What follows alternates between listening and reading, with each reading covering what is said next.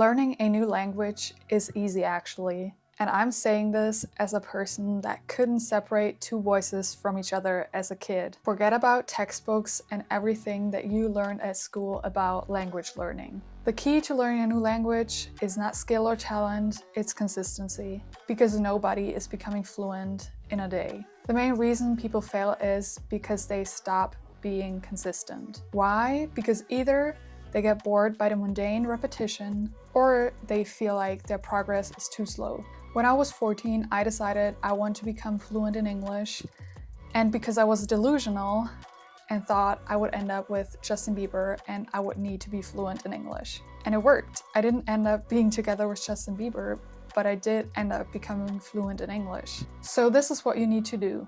First, you need to get to know the basics.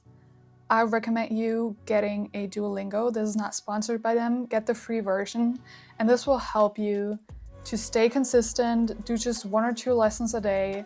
This is maximum of 5 minutes of work. This will help you to get repetition and to repeat basic vocabulary. Second, ask yourself, what are you passionate about? Is it science, animals, nature, poems, music? Now find people on social media from that country that speak that language and post content in that language about the things that you care about. Find infographics, maybe if you're into cars. What are the car parts in English or in Spanish? Especially if you already know the words in your mother tongue. That way you're learning it visually.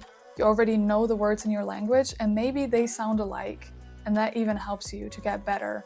And just start from there. Even if you don't know any sentences yet, start with those random words in a niche that you're really interested in. This is the most important step, that you're really passionate about it, because this will help you with consistency if you genuinely care about what you're reading and learning. So because then the language becomes the secondary and the primary is still your passion. So what worked best for me was music, because I already had the experience with Justin Bieber and I started listening to Bad Bunny. So I could immediately do the same thing with what I previously did. So I found an app called, I think, Lyrics Fluently or something. This is also not sponsored by them. But what I love is that I can listen to music and immediately get the translation for it.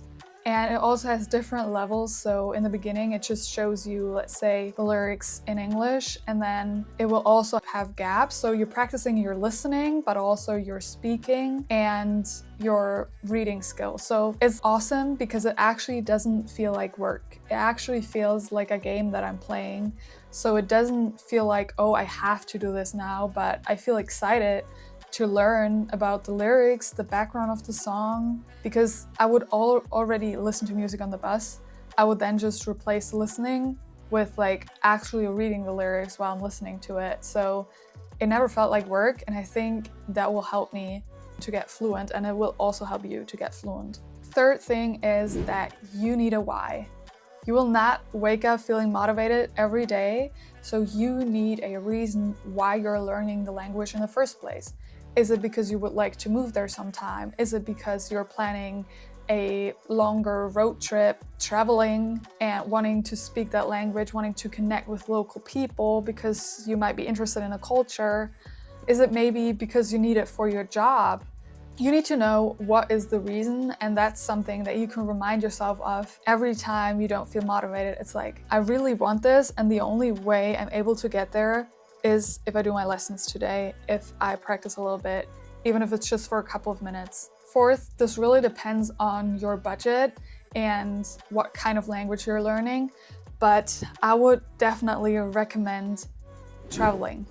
This is the best thing because we learn the best through situational learning. If you think back when you went to school, you will probably not remember what you did on a random Tuesday in 4th period, but you will remember excursions. If you went to a farm, if you went to a specific museum, these trips you will remember because you were actually in a different situation. We can learn way more from that. So I started learning Spanish a little bit over a year ago, and last year I went to Puerto Rico to see Bad Bunny's concert.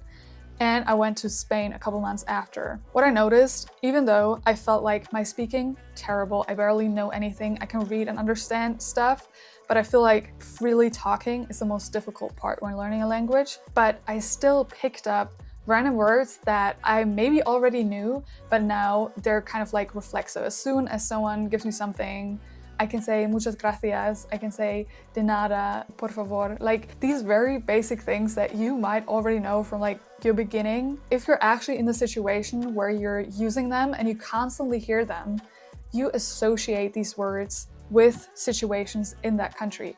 When I was in Spain, I was with elementary students, and instead of saying por favor, like please, they said porfa or porfi. So that helped me understand like, okay, like even slang terms you're going to pick up, or when they asked for the professor, they said profe. It's just those small words that you pick up and you will not forget these words because you know, oh, they learned words starting with an M when I was there in class. So backpack is mochila. I remember that from the picture that I've seen there. It's those small things that you think, why would that matter? And it's because you're picking up a language way faster when you're traveling because you're in that situation.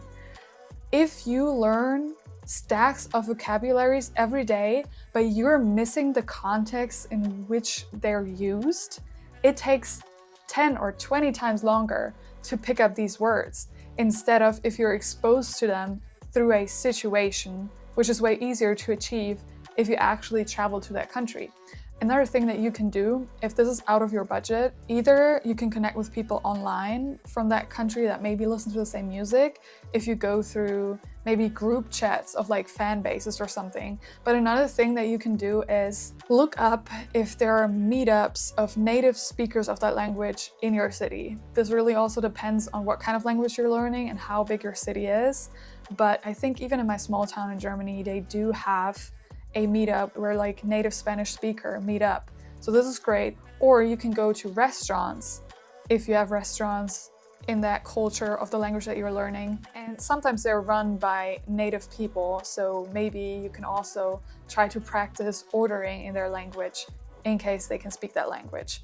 But there's multiple ways that you can do this, but I think this is the biggest point that will help you, and also starting off learning based off of what you're passionate about, because that way it will not feel like you're just studying random words, because that is the problem with school textbooks. They just start off somewhere, and even now when we're learning Spanish, we learn stuff about the Aztecas and like the history of Mexico and Spain.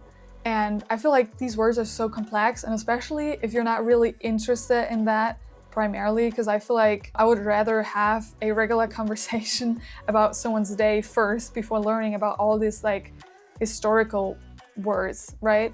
So that's why I think it just feels way more difficult to learn languages in school, because it's very random and kind of this one size fits all, but I think we need to specify in what we actually are passionate about. That way it feels way easier and it doesn't feel like work, and that way you're going to stay consistent. So the main takeaway, to sum it up, is you need to have fun learning language, because otherwise you're not going to return to doing your lessons if they feel difficult, if they feel boring. You don't want to do it again. And consistency is the main thing, so it needs to be fun. Don't be so hard on yourself of thinking like, oh, there's so much grammar, so many vocabulary words, because I can already tell the difference of as soon as I'm like reading the lyrics and I'm understanding it, like practicing so many different things at the same time with that app. And I'm picking up words and I'm like, oh, I remember this. And then it's the same word in a different tense. And I don't know, it just feels like doing a puzzle, and in the beginning it feels very difficult, but the more often you repeat it, the easier the puzzle gets and the more fun it gets. If you don't even focus about the words in particular, you kind of like gamify it, it's way more fun. I hope you liked this video. I hope you're going to stay tuned for the next one. Bye bye.